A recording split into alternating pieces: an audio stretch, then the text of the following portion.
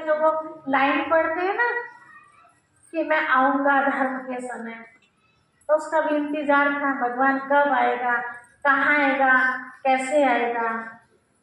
पढ़ते पढ़ते भगवान की खोज लगी उनको।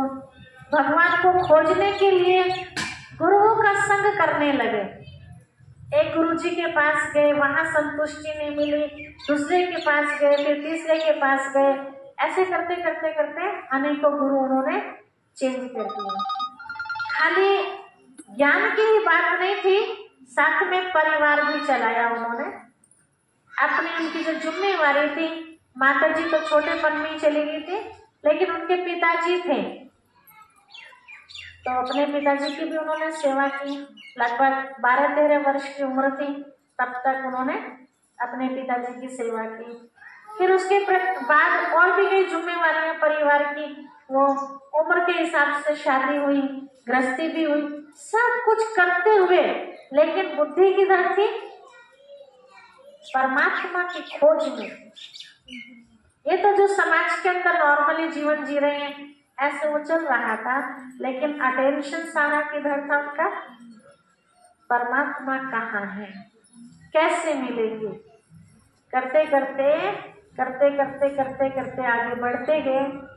बिजनेसमैन थे वो, एक जौहरी थे। आज भी उनका नाम है सिंध के अंदर, जो इस समय वो हिस्से में पाकिस्तान में अगली जगह। लगभग 60 वर्ष की उम्र थी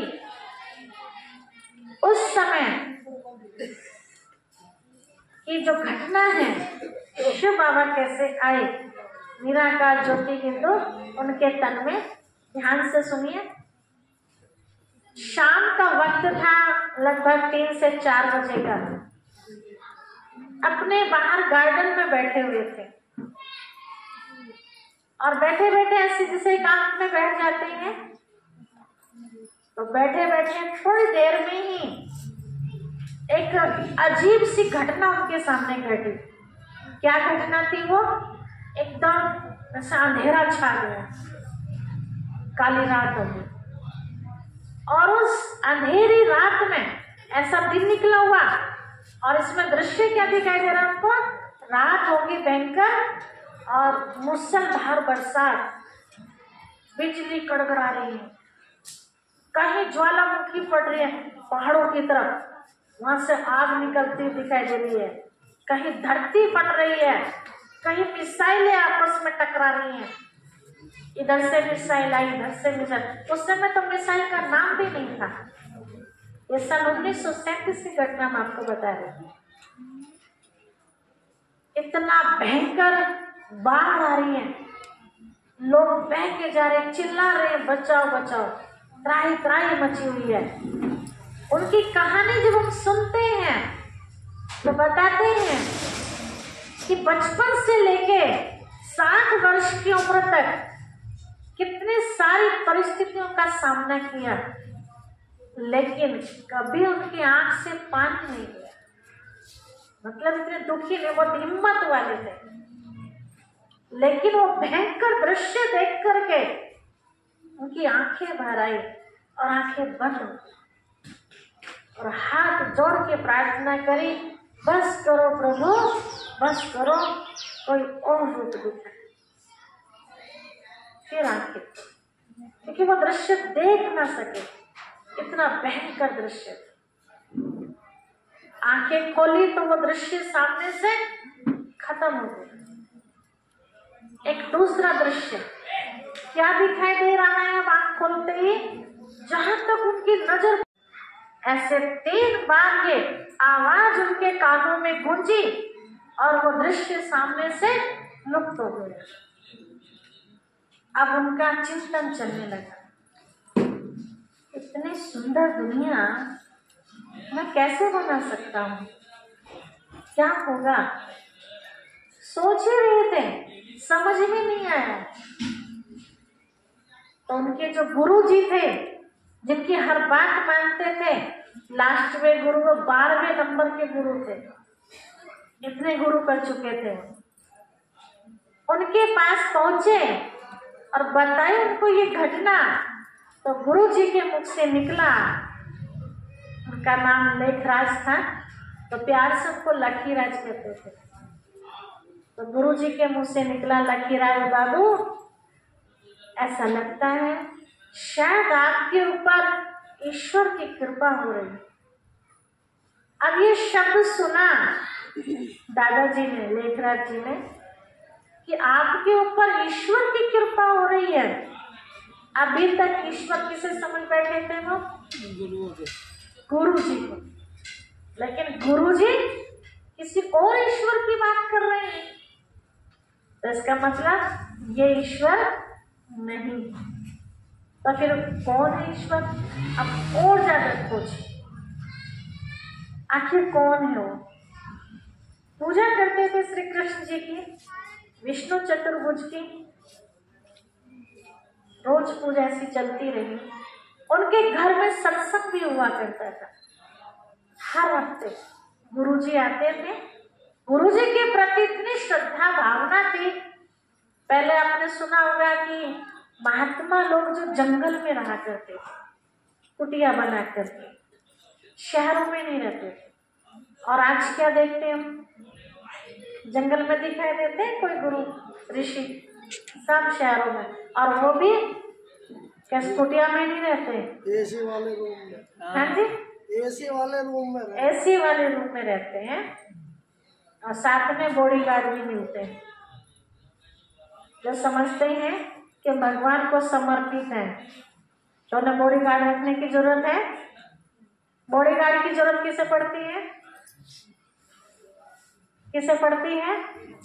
जहाँ कोई भय होता है। और भय कब होता है? जब कोई गलत काम करते हैं, है ना, तब भय होता है।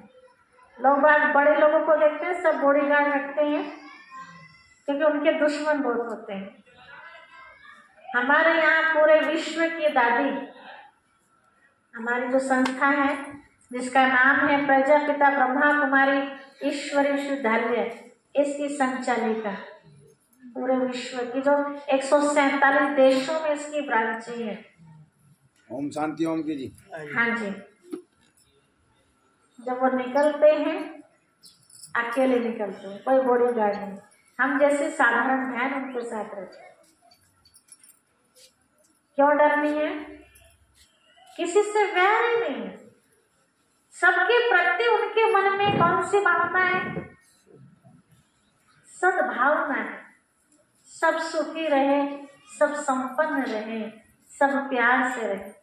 सबको वो ये पाठ पढ़ाती है। तो उनका दुश्मन हो गया कोई? अब आपके गांव में हमारा कोई दुश्मन होगा? दुश्मनी का काम करेंगे तब होगा ना दुश्मन सब। बाई चांस कोई राक्षस खड़ा भी हो जाए तो बाकी सब क्या कर देंगे उस राक्षस का हाल? उसका नामो निशानी खत्म कर देंगे, अगर कोई आंच भी पहुंचाना चाहेगा तो, है ना।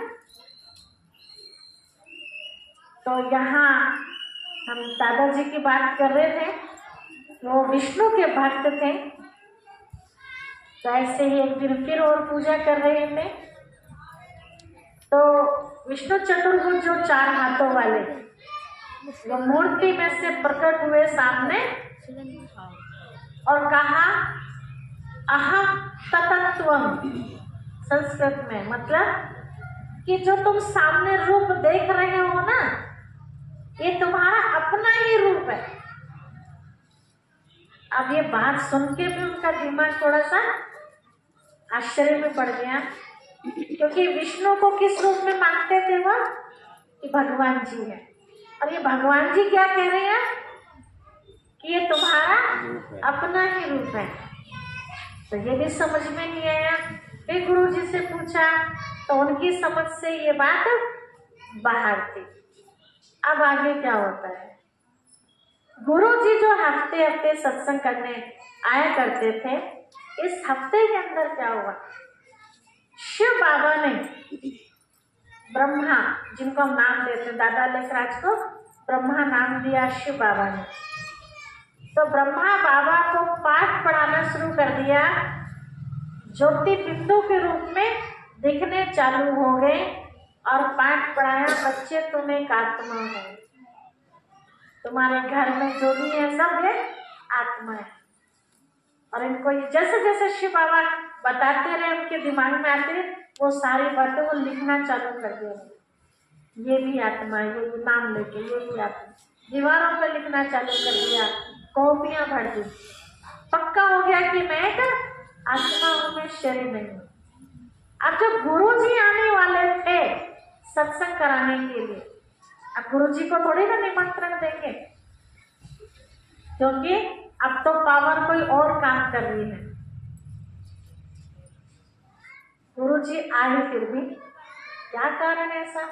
क्योंकि वो तो उसमें लीन रहने लगे। लेकिन गुरु जी की समझ में नहीं आ रहा था ये हो क्या रहा है। आखिर उनको समझ में बाद में आया। गुरु जी आए, सत्संग चल रहा था। दादाजी का एक नियम था बहुत बड़ा कि जब तक घर में सत्संग चल रहा हो, गुरु जी घर में हैं, तो सामने बैठे रहते थे। बहुत बड़ा बिजनेस था उनका ये जवाहरातों का।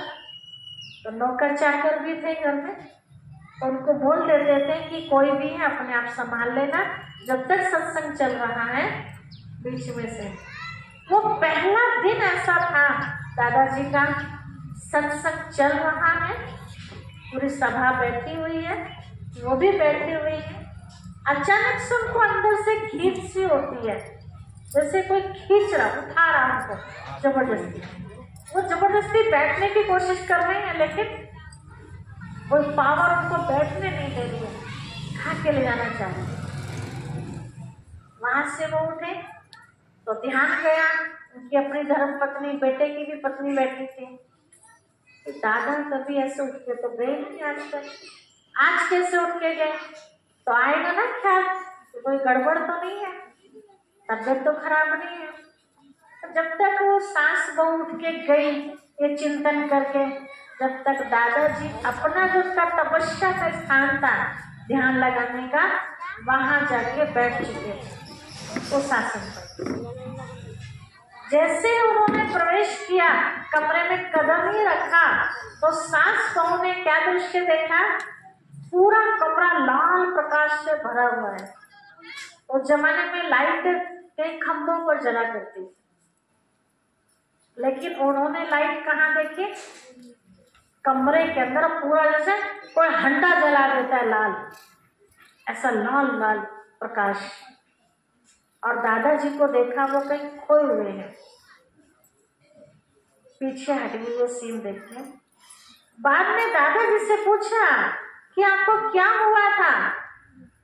तो वो ज्यादा तो कुछ नहीं बता पाए, बस इतना उन्होंने बताया कि कोई एक लाइट की शक्ति थी, ऊपर से आई और सामने आकर के स्थित हो गई,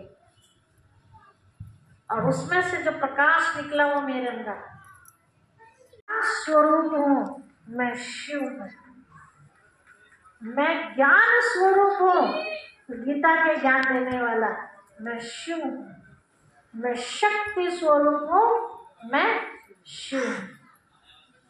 इन शब्दों में अपना परिचय देके और ज्योति ऐसे ही फिर आकाश के मार्ग ऊपर चली गई। लेकिन दादा को कुछ समझ में नहीं आया क्या चीज। गुरुजी को बताया, उनको भी समझ में नहीं आया। अगले हफ्ते क्या हुआ?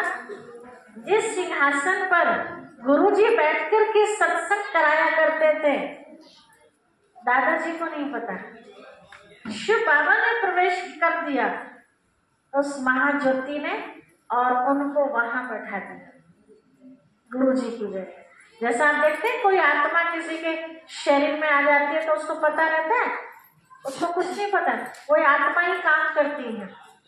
ऐसे शुरू में शिव बाबा ने जब दादा लेखराज के अंदर प्रवेश किया तो उनको भी पता नहीं चला, और वहां बैठ करके अब सभी आए जैसे हमेशा आते थे सुनने वाले, उनके मुख से जो ज्ञान निकला वो अनोखा ज्ञान निकला जो आज तक गुरु जी ने नहीं बताई थी ये बात। जैसे यहाँ आप सब आए तो आपको किस बहुत जगह सत्संग में आप गए, कईयों ने गुरु भी बना रखे, आपको पता चला कि आप कौन हो? पता चला आज तक कौन हो? नहीं पता चला ना। कितने बार सत्संग किया, कितनी कथाएं सुनी, लेकिन ये पता नहीं चला छोटी सी बात कि मैं कौन हूँ। यहाँ आपको वो बात बताई गई है ना। आप कहाँ से आए हो? अभी भाई जी रिपीट कर रहे थे ना ये बात कि हम आत्मा हैं और कहाँ से आई हैं? परम धाम से आई हैं। जाएंगे कहाँ? परम धाम में। और कई गहरी बातें। तो शिव बाबा ने ब्रह्मा बाबा के मुख से जो ज्ञान सुनाना शुरू किया, एक अनोखा चमत्कार होने लगा वहां। क्या चमत्कार होने लगा? उधर ध्यान मत दीजिए, वो अपनी सेवा कर रहे हैं जो भी हो सकती है। मैं किससे भी क्या सुना रही हूँ? माता जी क्या चल रही है चर्चा? पीछे वाली माता जी आपसे पूछ रही हूँ मैं, अभी क्या बताया?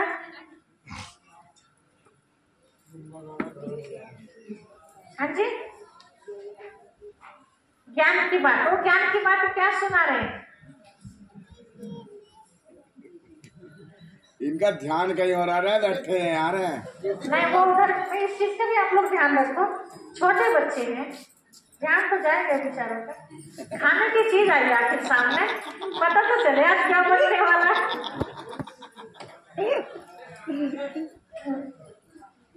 ठीक है, ये चीज भी आगे आपको सिखाई जाएगी। अभी तो नए नए है ना, तो जब भोग लगाया जाता है ना, किसी को पता भी नहीं चलता। हाँ, सेवाधारियों को तो जरूर पता चलता क्योंकि भंडारे में वो तैयार कर रहे हैं। बाकी और किसी को पता भी नहीं चलता कि भोग में आज है क्या। नहीं तो पहले जीव ठीक है, क्या समोसा मिलने वाला है, आज कचौरी बनने वाली है, आज ये तो शिव बाबा को तो बाद में खिलाया जाएगा, पहले खुद ही टेस्ट ले लेंगे।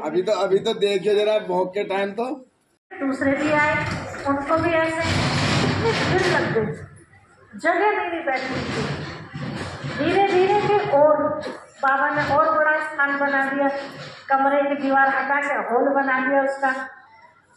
ऐसे करते करते काफी दूर तक की बात फैलते फैलते और मनुष्य आत्माओं ने अपने पिता को पहचान लिया। शिव बाबा ने सारी पहचान बता दी ना, बच्चे मैं वही हूँ जिसकी तो मंदिर में पूजा करते। ठीक है, अब ऐसे करते करते आगे बढ़ते गए। विघ्न तो बहुत आए होंगे। कोई भी कार्य जब एक बार स्टार्ट होता है और वो भी ऐसा काम तो शैतान को खत्म करने वाला काम हो, तो क्या उसमें विघ्न नहीं आएंगे? ज्यादा आएंगे, बहुत भारी विघ्न आए होंगे। तो आगे आपको सुनाते रहेंगे, टाइम कम है।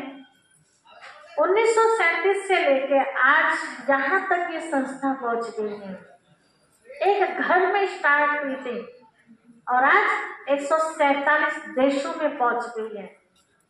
लगभग जो रोज क्लास करने वाले स्टूडेंट हैं वो हमारे 13.5 लाख भाई बहन हैं जो रोज क्लास करते हैं। अब पता कैसे चलता है 13.5 लाख है? आप सब क्लास करते हैं, अभी तक आपके नाम नोट नहीं हुए हैं, लेकिन जब आप पक्के हो जाएंगे कि हम परमानेंट शिव बाबा की पढ़ाई करने वाले स्टूडेंट हैं, तो रिकॉर्ड बनता है, एक रजिस्टर, और ये रिकॉर्ड हेडक्वार्टर पहुंचता है। तो पूरे वर्ष में कितने बढ़े तो वो काउंटिंग करके बताया जाता है। ये पिछले वर्ष की रिपोर्ट में आपको बता रही हूँ। मेरे जैसी बहनें जो समर्पित रूप से पूरे विश्व में शिव बाबा का संदेश फैला रही हैं, लगभग 9,500 है। लगभग हमारे जितने सेंटर्स हैं जिनको सर्टिफिकेट मिला हुआ है, जिसको प्रमाण, स्कूल भी चलते हैं ना, तो उनको भी गवर्नमेंट पास करती है ना, तब चलते हैं। ऐसे पास किए हुए ऐसी क्लासेस तो पता नहीं, और जो अभी तक पास नहीं है वो भी बहुत, उनकी गिनती नहीं है, लेकिन जो पास किए हुए रजिस्टर्ड है वो लगभग 11,500 है। और ये भारत की संख्या बताइए मैं आपको। भारत की है जी। अब उसमें से आपके क्षेत्र में केवल एक ही सेंटर है, पलावड़ा में, मसूरी भी सेंटर में गिनती नहीं है, अच्छे वो भी पाठशाला में गिनती है। रजिस्टर्ड केवल फलावदा है। अब फलावदा के कनेक्शन में आते हैं सारी, उनको हम पाठशाला, ठीक है। अभी तो मसूरी का नजदीक है ना मसूरी, इसलिए मसूरी रखा प्रोग्राम। तो इस तरह से ये संस्था काम क्या करती है, केवल ये आत्मा परमात्मा की शिक्षा नहीं देती है।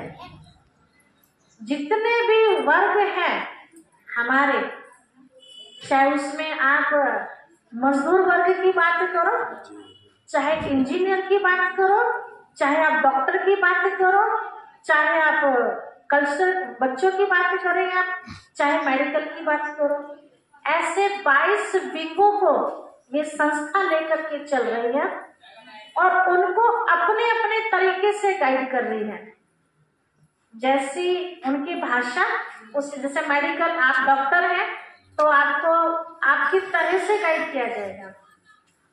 महिला विंग भी है, तो महिलाओं को घर परिवार संभालना है, बच्चों को सुसंस्कार देने हैं, उनको उस तरह से गाइड किया जाता है। टीचर से एजुकेशन विंग है, तो एजुकेशन विंग वालों को उस तरह से गाइड किया जाता है। मतलब इतना सरल कर दिया है उस पिता परमात्मा के संदेश को कि कोई भी वर्ग वाला ये कह ना सके कि हमारी समझ से तो ये बात बाहर है। उन्हीं की भाषा में उनको समझाने की कोशिश की जाती है। और हर वर्ग का वर्ष में एक बार शिविर लगता है। 22 वर्ग, 22 विंग है तो 22 शिविर लगते हैं।